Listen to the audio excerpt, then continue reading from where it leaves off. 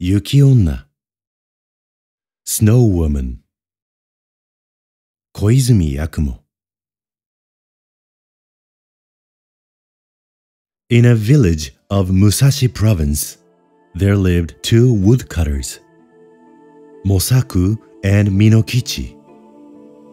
At the time of which I am speaking, Mosaku was an old man, and Minokichi, his apprentice, was a lad of 18 years. Every day they went together to a forest situated about 5 miles from their village. On the way to that forest, there is a wide river to cross, and there is a ferry boat. Several times, a bridge was built where the ferry is, but the bridge was each time carried away by a flood. No common bridge can resist the current there when the river rises. Mosaku and Minokichi were on their way home. One very cold evening, when a great snowstorm overtook them. They reached the ferry, and they found that the boatman had gone away, leaving his boat on the other side of the river. It was no day for swimming, and the woodcutters took shelter in the ferryman's hut, thinking themselves lucky to find any shelter at all. There was no brazier in the hut, nor any place in which to make a fire. It was only a two-mat hut with a single door, but no window. Mosaku and Minokichi fastened the door and lay down to rest, with their straw raincoats over them. At first, they did not feel very cold, and they thought that the storm would soon be over. The old man almost immediately fell asleep, but the boy, Minokichi, lay awake a long time, listening to the awful wind and the continual slashing of the snow against the door. The river was roaring, and the hut swayed and creaked like a junk at sea. It was a terrible storm, and the air was every moment becoming colder, and Minokichi shivered under his raincoat. But at last, in spite of the cold, he too fell asleep. He was awakened by a showering of snow in his face. The door of the hut had been forced open, and by the snowlight, Yuki-Akari, he saw a woman in the room. A woman all in white. She was bending above Mosaku and blowing her breath upon him, and her breath was like a bright white smoke. Almost in the same moment, she turned to Minokichi and stooped over him. He tried to cry out, but found that he could not utter any sound. The white woman bent down over him, lower and lower, until her face almost touched him, and he saw that she was very beautiful, though her eyes made him afraid.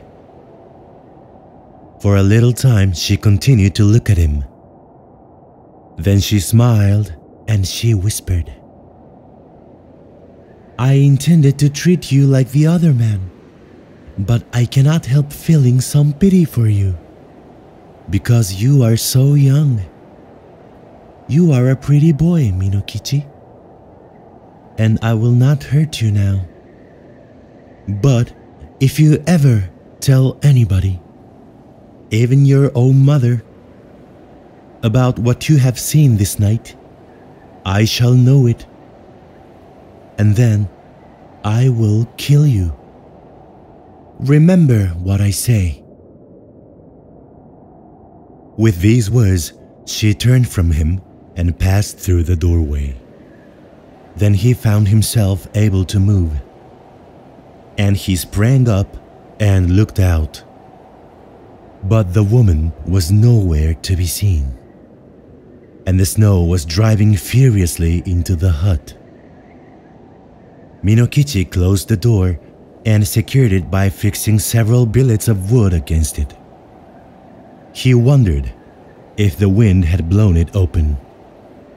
He thought that he might have been only dreaming and might have mistaken the gleam of the snowlight in the doorway for the figure of a white woman. But he could not be sure. He called to Mosaku and was frightened because the old man did not answer. He put out his hand in the dark and touched Mosaku's face and found that it was ice. Mosaku was stark and dead. By dawn, the storm was over, and when the ferryman returned to his station, a little after sunrise, he found Minokichi lying senseless beside the frozen body of Mosaku. Minokichi was promptly cared for and soon came to himself, but he remained a long time ill from the effects of the cold of that terrible night. He had been greatly frightened also by the old man's death, but he said nothing about the vision of the woman in white. As soon as he got well again, he returned to his calling, going alone every morning to the forest and coming back at nightfall with his bundles of wood, which his mother helped him to sell.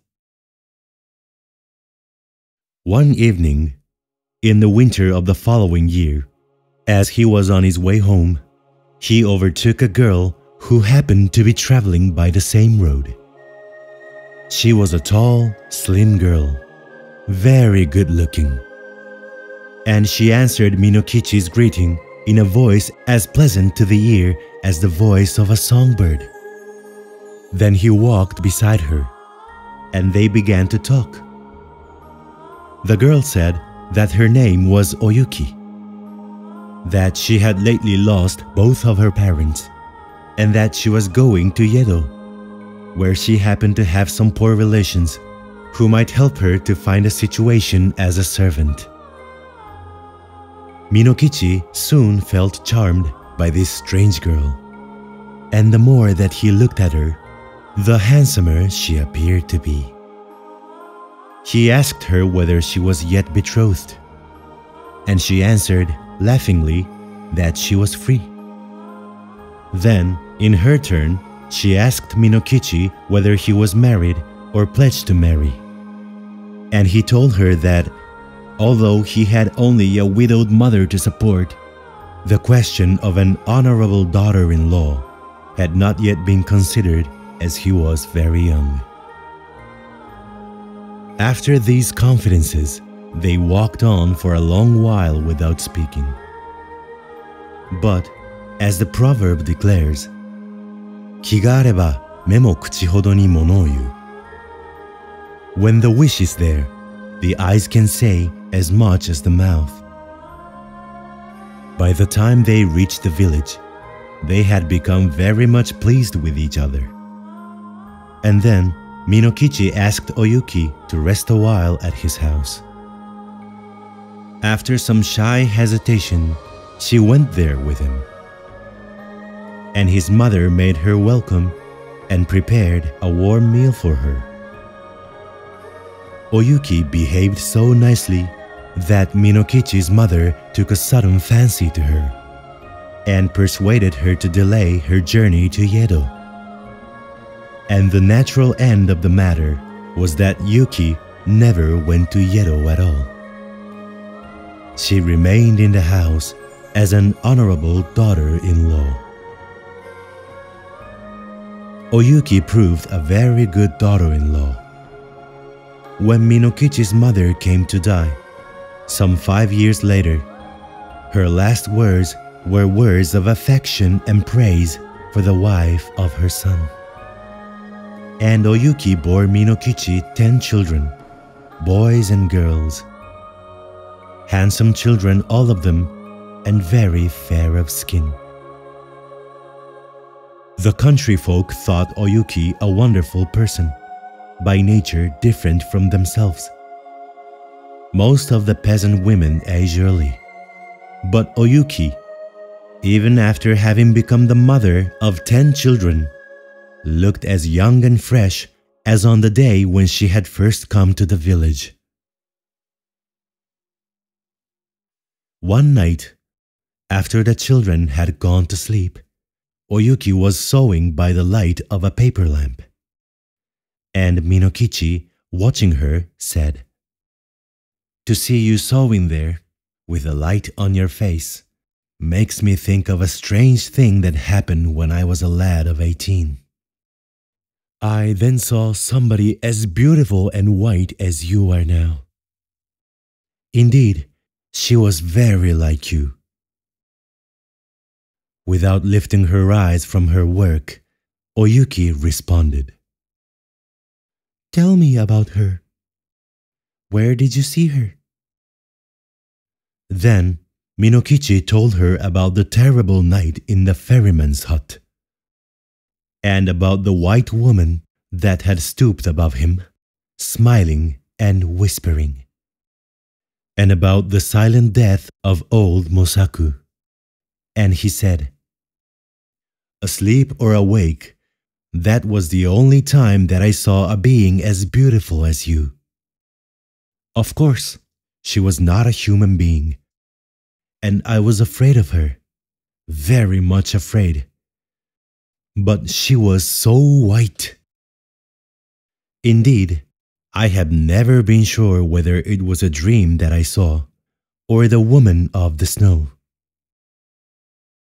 Oyuki flung down her sewing, and arose, and bowed above Minokichi where he sat, and shrieked into his face, "It was I, Yuki it was!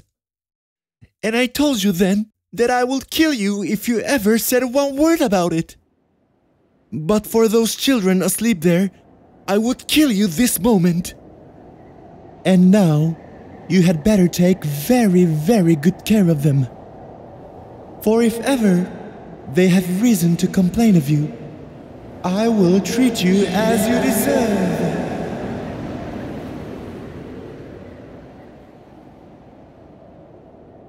Even as she screamed, her voice became thin, like a crying of wind. Then she melted into a bright white mist that spired to the roof beams and shuddered away through the smoke hole. Never again was she seen.